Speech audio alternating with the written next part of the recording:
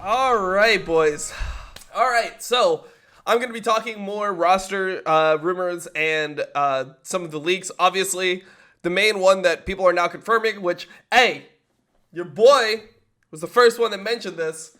Perks going to C9. That is currently in progress. All these things, the reason why they're rumors is they obviously need to be finalized. Apparently, what was leaked by, I think it was Jacob Wolf, was that the buyout for Perks is $5 million. So if a team wants to get Perks, so if C9 does want to get Perks, the buyout is $5 million.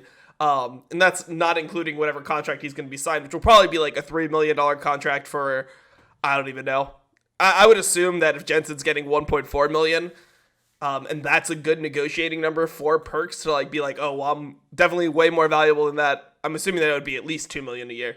But yeah, that's huge. So Fnatic apparently showed interest. So now Esport Maniacos said that Fnatic actually approached Perks and Perks ended up declining. So yeah, or not Perks, G2 ended up declining. So that's that. Okay, so now we get into other things. Niski is now officially 100% off C9. It's not confirmed that Perks is the new mid for C9, but it seems like if C9 isn't going to go the Perks route, they're either going to buy a fucking insane roster, they're going to get Perks on the roster, and the team's just going to be competing for the best team in NA with TL. Either that's going to happen, or they're going to use Palafox and they're going to go the development route. So C9's roster is just going to be, here, I can list it out. So C9's roster, all right, so this is what C9's projected roster should be. So C9, and these are like the rosters that we have so far. So this will be Fudge, Blabber, Palafox slash Perks, depending on who they get. And then it'll be the same bot lane, Sven, Vulcan. Okay. So who the next roster I think is actually pretty interesting is EG. Because EG is like in talks with so there's two top laners that are in talks with both EG and TSM. And they're because both teams need a native player on their team. So EG apparently, from what I've heard, is not actually going forward with Huni, which is surprising, right? So originally I thought that Huni was just going to be the obvious starter for EG because of the fact that he is now a resident. So he doesn't take an import slot. But it seems like these teams no longer want to deal with Huni, and they'd rather just have somebody who they think is more ready to play. So the EG roster, and this could all fall apart if one thing falls apart, but this is what people are saying. So they want the opposite of whatever TSM gets. So TSM gets pick of the litter. TSM gets first pick, right? Bigger org, bigger team, whatever. They're going to get either Licorice or Impact, assuming that they're willing to pay the buyouts, which it seems like they are. Whichever one doesn't go to TSM will go to EG. That's how this stuff is most likely working. And then you have Svenskeren, who is the person that they're building this roster around. Most likely, this team is trying to get Niski. That is the person that they're looking for. Has a relationship with Svenskeren already. He is an import, though, so you have to consider that. But if you have Licorice, like let's say you have Impact, Svenskeren, neither of those are imports. So the AD that they want is Johnson. So they want Johnson. Johnson's in contract prison with Dignitas. He's trying to get out of his contract, and support's a question mark. We don't like the support is really just dependent on if they get these other pieces. They're working on these pieces first, and then they're gonna figure out what happens here. So the interesting thing about this is if they end up with this roster, they still have one import slot, so they could import support. 2019 C9. Hey, 2019 C9 was not a bad team though. That's a pretty good team, right? So it makes sense that they're actually looking for it. Cody's son, maybe? No, they want Johnson. Maybe they get Cody, but like from what I've heard, people are not super interested in Cody. He doesn't have like a ton of value right now. But maybe it's just the people that I've talked to. Okay, so TSM's roster. So TSM gets the first pick of Licorice Impact. Output priority.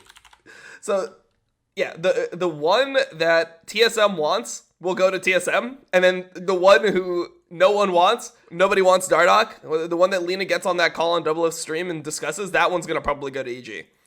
Speak is staying. This is a question mark. Mid lane has a bunch of options. It looks like they want to import mid here. So yeah, they wanna import mid. we're not sure who that mid laner is going to be. They're in the conversation for perks allegedly. At least that's what we're reading here. I can't confirm this. Apparently he's in talks with all these teams. From what I understand, the team that has the highest priority for perks is Cloud9, and like all the other teams are if shit doesn't work out. What about BB? BB's gone. Okay. Doublelift, if they get this roster, if they get Licorice or Impact, Doublelift is now most likely supposed to stay on the roster. And then support is just not Biofrost. That's what we know. It's just not Biofrost. This is what TSM's projected lineup. Like, the thing about this, though, no matter what this is, unless this is perks, I can't see this roster being top 2. I feel like Cloud9 and TL, which we'll get into here. So TL's is like the most defined roster here. Okay, so TL's roster is Alfari, Santorin, Jensen, Tactical, Core, JJ. TL's roster is pretty insane. Like, this roster is really fucking good. This is what TL is most likely going to end up with. Are you sure Sven is still playing with EG? Yeah, every report that I've heard, everyone who's came to talk to me has said that Sven Skaren's 100% on EG. If Sven Skaren's not on EG, it completely changes EG's like mentality, because you have to think about like how these teams build. They normally select people on their team to build around, and then their whole plan is based off like that player. So for example, if you're TL, for example, they know Core, JJ, and Tactical are staying, right? They have those people under contract. So then their whole idea is like, so what do we have to get for our top side? We need 2 national players, two resident players, and 1 import, because Core JJ is still an import. So that's what we need. What's the best way? And they're like, okay, well, we already have Jensen. If we can re-sign Jensen, he's considered a resident player, so he's not an import. That's why he's super high value. Santorin's super high value because he's not an import either. Even though this team is 4 imports, right? Like, this team is realistically 4 imports. The fact that they can get Jensen Santorin, which is like one of the best junglers in NA, if not the best jungler in NA, and one of the best mid laners in NA, if not the best mid laner in NA. With Bjergsen retiring, I think that Jensen's probably the best mid laner left in North America. It's either him or Power of Evil, but or I guess Niski could be in the conversation. But based on Summer Split, I would say Jensen is probably the best one going in. So this team, like, they figured out who they're going to build around. So EG is supposed to build around Sven Skaren, and the reason for this is obviously you want to build around, like, you don't necessarily always want to build around an import. Most teams would rather not build around imports unless the import has proven to be super fucking good within the context of North America. People build around players that are residents because it frees up the rest of your roster. Then you have more options later on. Okay, FlyQuest. Okay, so let's go to FlyQuest. So what I've heard is this roster is boom. That's pretty much what I've heard, is that they don't want to spend money and they're going to go like mega rebuilding. So I don't know who's on this roster yet, but it's just supposed to be rebuilding. So they don't want to shell out the money for the other teams. So we're going to see FlyQuest just like end up with a budget lineup. Might be like unproven rookies, something like that. Yeah, that's pretty much what we got there. Okay, GGS. Okay, so this is where it's interesting, because GGS is now, like, I think they were a team that could be like a major player in this, right? Like, there was rumors before that I was hearing of Niski potentially joining this team with Closer, and those being the 2 imports and building around that. FBI, not an import. Huhi, not an import. They had Hanser. There's like your team already, right? Like, if you just kept Hanser, FBI, Huhi, those are your national players, and then you bring in Closer Niski, or like Closer's obviously on the team already, you just add Niski to the lineup, you're already pretty stable. But apparently that's not what they want to do, right? Like, apparently they're going cheap, so we're not sure what's going to happen with this roster. This is like a huge question mark. Closer, from what I hear of, is staying, but it might just suck for Golden Guardians, and it might just suck for Closer, because he might end up with like a budget team around him. I'm pretty sure he's still under contract. I'd have to check that in the contract database, but I'm pretty sure he didn't sign only a 1-year deal with Golden Guardians. I'm pretty sure he signed a 2-year deal. So he might not even have the option to leave yet, and he might have to do well. So yeah, this could end up being like a BB Closer team, but then we'll have to see what else happens. And from what the rumors that I'm hearing is FBI is leaving. I'm not sure how set in stone that is. So this is like, we're going to find out a lot of this stuff on the 16th, but this is like what we're seeing so far. Closer.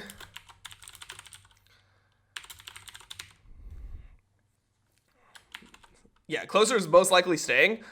Maybe Broken Blade could be top. Not sure about this. So what I've heard is FBI potentially leaving. This is the big one, right? This is the massive one. Okay, so 2 years. Yeah, okay, so it's 3 years for Closer. So Closer can't even go anywhere. Okay, so FBI potentially leaving. So the places that FBI could leave to is 100 Thieves. So 100 Thieves, let's get into this team. So this team could end up with rosters like this. So they're looking for an import mid laner, right? Which means that they don't want Ryoma anymore. I know, big news. Ryoma off 100 Thieves. This is like crazy, but I think sometimes it has to be like this. So someday, most likely staying top lane. Mid lane could potentially be PoE. PoE, question mark. He's getting shopped out to a bunch of different teams. And then this is where they're trying to get at FBI. And then jungler could be contracts, question mark. Boom, question mark. So I guess we're gonna have to see a lot. So what's essentially happening here, for what you can see from the list, is like the top teams in the league have way more defined rosters, right? Like look at Cloud9, look at how little questions they have in their roster. Like they're almost done with everything, right? Like they're gonna have a couple key decisions to make, and then they're done. EG, same way, for the most part. TSM, little bit of stuff to do, but they're on the right track as well. TL, pretty defined roster. And then you start looking at the bottom teams, and this is why the bottom teams end up being bottom teams, is they don't have the pieces. So they have to get the scraps, man. They're fighting for the scraps. So like they're hoping teams like this, and like teams like Dignitas, for example, Dignitas is hoping that they can keep Johnson in his contract prison so that they can go like Dardoch Johnson and then build around those two national players, right? And then they're gonna like last minute try to fill in imports into that roster. Johnson wants to leave though, and I think that one of the things that these lower teams don't consider is the value of having a player that doesn't want to play for your org anymore and keeping them in contract prison, the level of play you're going to get out of them. It's normally not going to be the same thing as if they were just like, you know, free to do whatever they want. IMT? Okay, so IMT, I've actually heard that they're keeping Insanity. I'm not 100% sure on this. I've heard people say that they're keeping Insanity, and mid laners that are in discussions, like national mid laners that are in discussions, are assuming that it's the same thing. So IMT, there was a rumor for top lane that somebody released. I'm not sure who it was. But Xerxes, I've heard from multiple sources, Xerxes is the jungle. Insanity is supposed to stay as the mid laner, which honestly, I don't even mind this that much. I know a lot of people are going to be like, oh, Insanity, like what the fuck? Like why are they keeping this guy? I think that he showed some promise last year, and I want to see players like that getting developed. I would much rather, like, if IMT went for Golden Glue instead, I would be much more upset with their direction as a team than keeping somebody like Insanity. Because Insanity, I think he does have the potential to be good. Where's Impact going? Impact is going EG or TSM from the reports that I'm hearing. Why do people call FlyQuest a bottom tier team? It's because they don't spend money the same way other teams spend money. Or like when they decide to spend money, the management decisions seem weird. So a team like FlyQuest, they spent their money. Like you look at other people that are getting money. Think about this. Based on the rumors of last year's contract, Jensen was making $500,000 a year. Players like Johnson, you know what Johnson's contract was last year? I know this. This is verifiable. Johnson's contract last year was $100,000. Wild Turtle made $700K. Think about those two players, man. Think about those two players and what their values would be based on the eye test, based on how good you think they are, and then compare those two numbers. That's crazy. That is nuts. You can get 7 Johnsons for 1 Turtle. But I mean, that's just what happens if you're unproven, right? No one's going to actually pay Johnson with hit, like, because you got to remember where he was when he negotiated his contract. After watching him play, like, dude, you can do the eye test and you can tell Johnson was good. Go back and watch the first episode of the Crackdown where we do our hot takes from this year. That was one of my hot takes, was that Johnson was going to be like an insane AD carry. So Dig, I haven't heard much about the roster. Like this is like question marks here. This is question marks. This is question marks. And I think that these rosters are going to be really dependent on what import they can get and what role they're trying to import. I don't know what IMT is actually looking to import. What I would assume is that they should try to import top lane, try to import top, and then they should get an AD carry that falls through the cracks, right? Because there's going to be people like, if FBI goes to 100 Thieves, right? If FBI goes to 100 Thieves and then IMT looks for an AD carry, there's going to be people like a Cody Sun tier available, right? You're going to have a Cody Sun available. You're going to have people like Lost, who's probably going to be looking for an LCS team. I think Lost has a lot of value.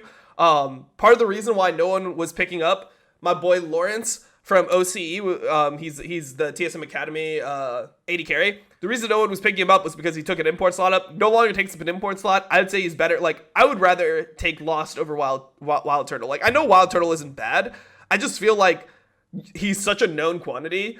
And if you're a team like this, like IMT, if you're a Dignitas, etc., if you're in that tier, a player like Lost has so much more upside. Also, he's going to be way cheaper, right? Like, if you have a budget, why not? Like, I mean, Wild Turtle, he's not going to go from $700,000 to like a $100,000 contract, right? Like, unless he really wants to play no matter what, and he's just going to like take that cut just because he loves playing LCS so much, it's going to be not feasible, right? A player like Lost, you could probably sign 120,000, 150,000. They'll probably jump at that shit. You got to remember, dude, Lost is from OCE. You know what OPL players make? OPL players make roughly $500 per game they play on stage. So I forget how many games there are. There's like 18 games maybe. So maybe they make like 9K a split, something like that. Raze from OCE, my perception is that Lost is better than Raze. I always thought, like, so I played in OCE. I got to see these players like when they were on the come up. I always thought that Lost had the best mechanics out of every single AD carry on that server, including FBI. FBI was good, but it seemed like FBI was just like a smarter player than Lost, and Lost was like just a wild gun. The other one that no one's been really talking about is King, but King apparently has been having visa problems for a while. I'm not sure why King has such bad visa problems compared to the other OC players, but King has been having a rough time getting back in. So those two players I think could be good. So like a team like FlyQuest, maybe they field King. Cheap players. Okay, so let's start listing off what I perceive would be cheap players with really high value. It's going to be a lot of the OC players. King, Lost, Fudge. Who else is going to be a cheap player that I think has high value? Dardoch, actually. He's cheap, and I think that his value is more than that. Obviously, he's kind of a known quality.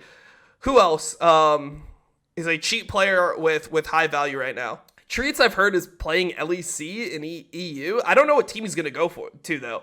But the last reports I heard were that his options were being a academy player for C9 and potentially challenging Vulcan for his spot, or playing in a bottom tier LEC team.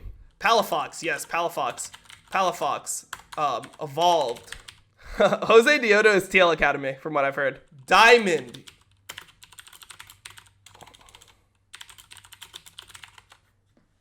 %. Kenvi, I personally don't think Kenvi is ready for LCS yet.